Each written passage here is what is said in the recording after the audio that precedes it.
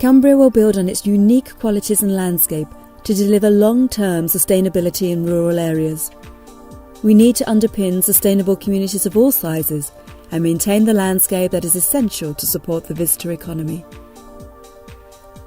Improved access to services and improved communications, in particular digital communications, is key to realising this ambition. The rural economy nationally produces at the moment about £300 billion into the general economy. And my report has identified that there's huge potential out there in rural England to produce possibly getting on for another £300 billion into the general economy. And I think that here in Cumbria, it's important to realise that the rural economy has enormous potential and growth.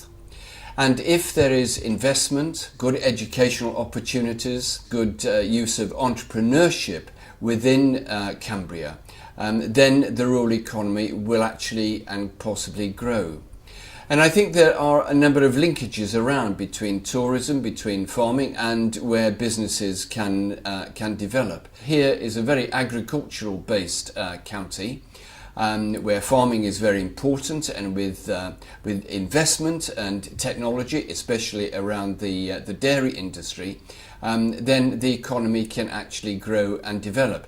And this is true in terms of biomass, for example, and the future of biomass. It is also true around the uplands, and where there's a marvellous question to be asked of how the uplands can produce public goods, as we call them. That is in terms of carbon storage and water sequestration, and helping us to understand how we can limit the effects of climate change. My name's Will Cockbain. I farm at Rakefoot Farm near Keswick in the Lake District. Farmed here all my life. Farm in partnership with my brother Mark and two sons, John and James. I spend approximately 30% of my time off farm because I'm the NFU's national upland spokesman, so I represent the views of hill farmers throughout England's uplands regions, and I'm also the Northwest Sustainable Food and Farming Champion. Many of my customers are actually lowland livestock producers that buy breeding stock from me, so what we need is a profitable livestock sector right through the whole of the country, because hill farming can't be isolated from the rest of the livestock sector. The good news at the moment is we've got a weak pound from our point of view, which is helping the demand for exports, which has actually helped our market, and the price of beef and lamb for the last 12 months has probably been the most stable it's been for a long time. We need to be able to keep young people in these areas, and to do that there needs to be the prospect of some profitability from the farming enterprise. There also needs to be the possibility or the reality that they can actually live in the area, so a flexible planning policy which allows young people to stay in the area so we can retain entrepreneurial skills within an area rather than seeing them leach out, and at the same time have that rural skills base so vital to keeping the landscape looking as it is, which is at the heart of having a £1.2 billion Lake District tourist industry.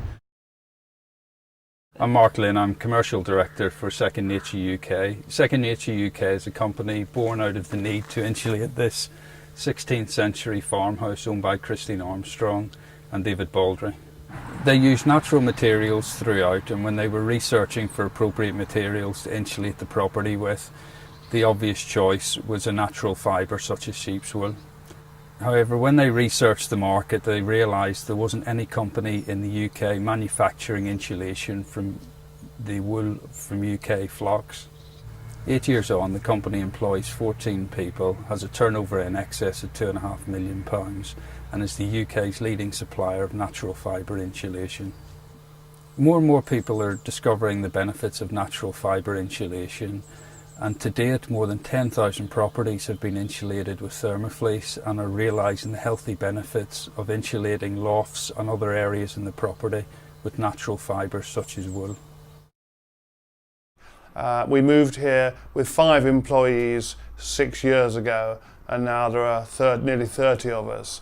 Our heart is for Kirby Stephen, and we want to be a particularly good employer. And so we have a desire to employ local people. What this property gave us, which was fantastic for future growth, is it has a main road location, which is great for access. We've succeeded because we found a niche.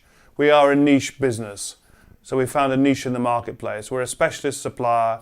We only supply hotels, guest houses, bed and breakfast, holiday cottages. We started primarily in Cumbria, but now we supply throughout the whole of the United Kingdom because we have the infrastructure. You can run a business almost from anywhere these days if you have a telephone, a computer, access to the web and access to a good carrier. What I love about Cumbria is it is actually very, very accessible. We've got good motorway connections, we've got good road connections, and of course we're close to our local customers.